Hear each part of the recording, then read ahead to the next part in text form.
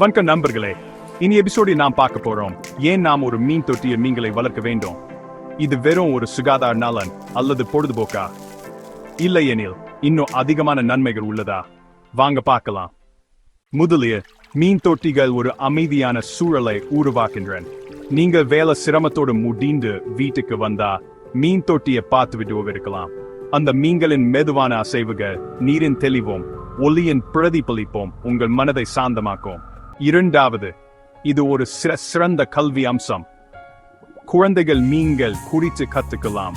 உயிரியல், பராமரிப்பு, பொறுப்புணர்வு ஏன் அனைத்தையும். அது மட்டுமல்ல, அவர்கள் இயற்கையை மதிக்க தொடங்குவார்கள். மூன்றாவது, இது ஒரு ஸ்ட்ரெஸ் ரிலீஃப் ஆய்வு. பல ஆய்வுகள் காட்டுகின்றன மீன் தொட்டி அருகில் சில நிமிடங்கள் அமர்வது மன அழுத்தத்தை குறைக்க உதவுது. அதனால்தான் மருத்துவமனைகள், கிளினிக்குகள் போன்ற இடங்களிலும் மீன் தொட்டிகள் வைக்கப்படுகின்றன. நான்காவது, இது ஒரு பொறுப்பான பொழுதுபோக்கு.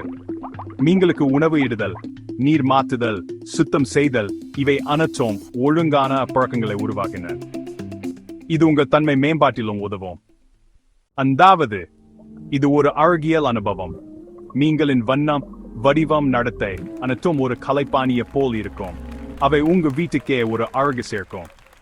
அப்படியால நண்பர்களே, மீன் தொட்டியில் மீன்களை வளர்ப்பது என்பது வெறும் பொழுதுபோக்கல்ல, அது ஒரு மன அழுத்தம் குறைக்கும், வாழ்க்கையை சமநிலையில் வைச்சிருக்கும், பொறுப்பை வளர்க்கும், கல்வியை ஊக்குவிக்கும் ஒரு அனுபவம். மீன்கள் மன்னமா நண்பர்கள் நம்மிடம் பேசாது, ஆனாலும் நம்மை உணர்த்தும்.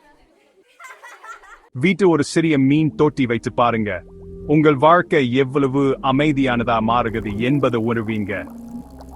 நன்றி, மீண்டும் சந்திப்போம்.